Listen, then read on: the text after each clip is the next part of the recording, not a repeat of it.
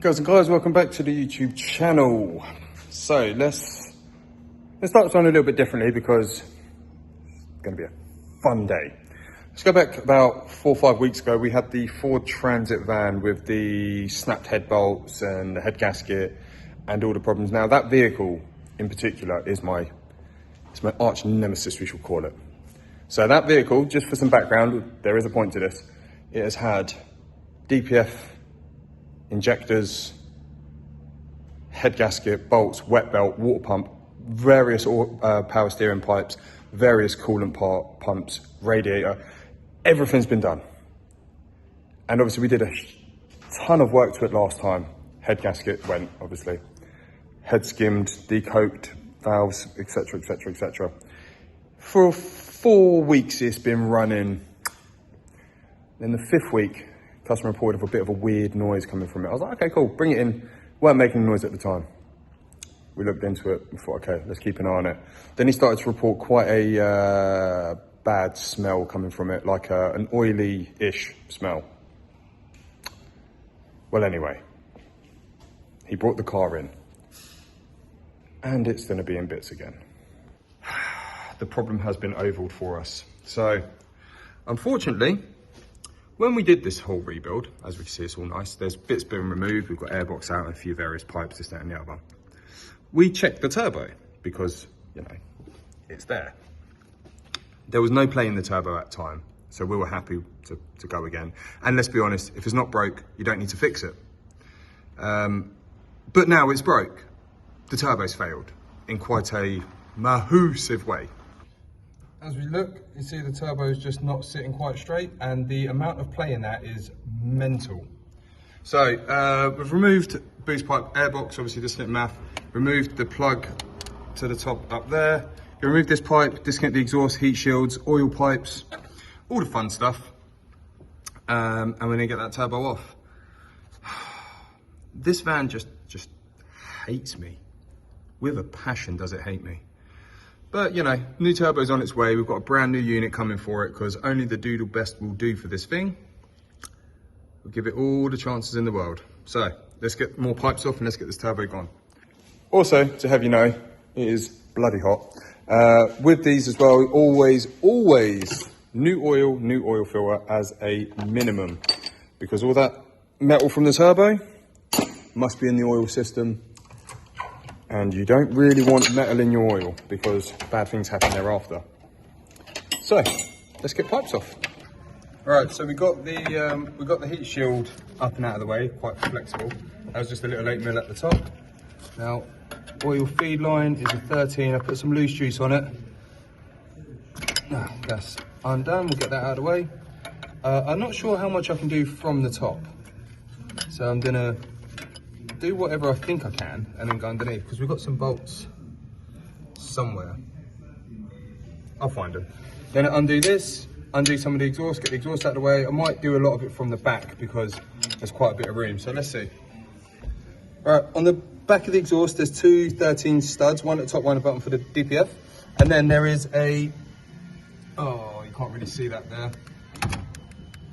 There's a 10mm there that holds that in. Once we've got that off, we can drop the DPF backwards, and then we see one of the turbo bolts there, and there's another one there. There's a really annoying one at the back that's going to be fun to get to. And then we need to get the oil return line off, which again is going to be fun. I'm actually half tempted to remove that black breather box there just to give me some more room, but let's see how far we can get before we have to admit defeat and remove it. Okay, remove that box. It's just easier. There's a breather that goes down there. It's 1, 2, 3 8mm and 1 10mm. Just makes it easier. Now we can see everything and we can actually get to the oil return pipe. I've undone one nut at the back and then I realized I'm fighting a losing battle here. Just do it the right way. So we're gonna get them two off, which is a lot of fun. And then the turbo is nearly home free, but there is, listen to the noise. Don't know if you can pick that up on camera, but it's not very good. So let's carry on. Then get this one off and then we'll go to that one. If I remember correctly, when I did the head gasket, there's enough flex on the oil return pipe to move it a little bit and then you can get to the bolts underneath. Let's carry on. I can confirm this is an easy way of doing it, but that back bolt is being a proper pain. So slowly, we're getting there. Loads of lube, loads of time. Just let's not snap a bolt in the manifold today, please. Okay, at this stage, stop. Don't try and pull this anymore to get it out. This is actually held in with a securing bolt on the back of the turbo. Can't tell what size it is, but it's there. So yeah, remove that. Don't forget to do that. I didn't even know that was there. Now that's out of the way, that moves nicely. So the oil return pipe is 8mm. This one I can get to quite nicely. I'm going to cover this up actually, that's pretty stupid to leave that open. And the exhaust. I'm going to cover everything up now. So 8mm there, 8mm on the back. But first, let's whack some tissue in here because I'm just asking for something to fall in there. Like, sometimes take a minute, reevaluate, cover everything up, work safe. And be completely honest, the first bolt for the oil return line was okay to get off. The second one was annoying because it's blind, you can't see it. I managed to jimmy the turbo up into that position and then arm around here and I've got it out. But yeah, that was not the fun part. But guess what? Turbo should come out now. Well, being this van, the oil return, that one, you see I put a little couple of dents in it, that was seized, fully seized into the bottom of the turbo.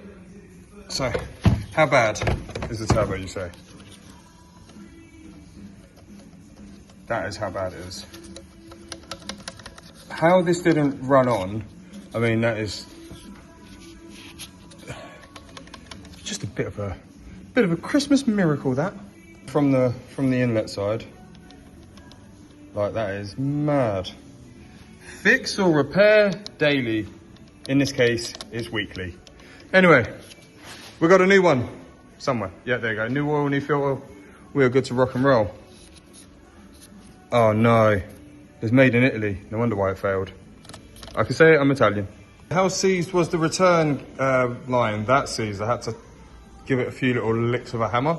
But that is what it is. In the box, so we got a new turbo. We got new gasket, new seal, copper washer. I don't know why I got that because I haven't taken one off from anywhere. It must be for the oil feed pipe, if there's a different version. Anyway, we've also got a injection syringe because when we put it on before we start it, we prime it with oil. I normally just disconnect the injectors and give it a crank and get oil up that way. So we are going to have a quick look in this now. This is the new one. As you can see, there is just no play in there at all, so you can see how bad the other one actually is. So right, we'll get this together. All right, well, the heat is getting to me now. It's starting to become annoying. So I've got 2 bolts in there. The exhaust is not fully lined up yet, and the gasket's still somewhere. I've managed to get 1 bolt in the oil return here, but I had to make 2 studs to locate it because the paper gasket didn't lock in like the original metal one, and that metal one was mashed. I cut down 2 M8s to make them into studs. The front one's in, the back one is still on the stud. I can't get it out at the moment. I just want to get the turbo on and settled while I bolt it up, so I make sure the field pipe isn't kinked or twisted or anything like that. We're not too far away now. Still need to put the 3rd bolt in at the back there. All the tissue's been removed, by the way, so we're not going to have a fire to start with, which is good. So yeah, you can see made a stud there to hold it in. So I'm gonna get that out and then I need to pop the other 8mm in there. Oof. Right, well, we're at this stage. Exhaust is on, heat shield's on, oil feed and return is on. The oil return was the biggest problem for me in this job. What I ended up doing was cutting 2, I don't know if I said this, cut 2 bolts down, made them 2 studs, and then one of them got stuck and couldn't get it out, so I ended up having to take the turbo on and off about 3 times. But long story short, I got it in there and it's all good. The gasket's safe. Exhaust is on. I've already put a bolt in the exhaust underneath. There's that 10mm bolt around here somewhere that holds the exhaust on at the top. The V-band's tight. The breather case is back on. Now I'm going to start fitting all the pipes. Go underneath, finish off everything under there. And, hold on, does that go? Yeah, that goes there. So yeah, we're going to get all of this zipped up back together. I'm going to finish up top. Then I'm going to go to the bottom and drain the oil and stuff like that. And we're nearly there, man. It is very warm today. All right, so everything is on and connected. I'm looking for my little hook to get all the injectors off, and then we're going to crank it over quick. All right, injectors disconnected, clutch down.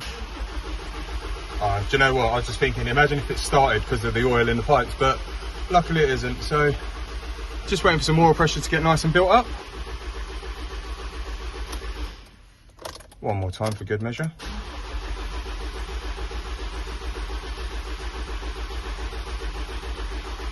Alright, we should have good oil pressure. Now, moving on to the next part.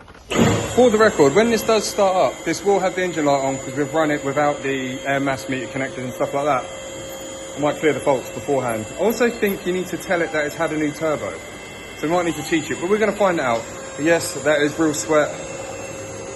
Cue the Daniel Ricciardo speech, yeah. Alright, all serviced, everything's topped up, oil spilt. Let's give it a go. Now, primed it already. We are expecting engine management light on because we've run it with no air mass meter. So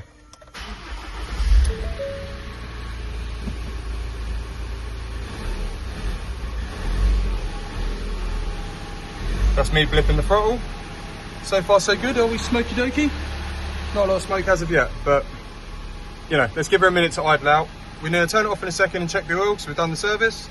Then we're going to have a little look for leaks. While waiting for the oil to go down so we can get the oil level, let's get the computer and clear the faults because I don't want a fault on that dash. It just annoys me. And it's nearly that time of the day to go home. Everything's been cleared off. Now we're going to leave it to run up to temperature a little bit because there is oil in the exhaust and it's still going to be smoky. So we're going to disconnect the launch. Yep, we know. Close the bonnet and get moving. But yes, doing a turbo and 33 inside is warm. Right, let's fix or repair daily this thing and take it for a little road test. That pun didn't work, but I just wanted to use it. All right, been on a little road test, just getting up to temperature. We're just going to check for leaks now. Oh yeah, she's dry. She's dry and it's looking good. All right. Yet again, this van has had yet another failure. Everything is pretty much new except for, I'm not going to say it because I don't want to jinx it. So yeah, that's how you do the nearly said it. The turbo on the 2 litre EcoBoom engine. Everyone have a lovely weekend. Thanks for watching. Done.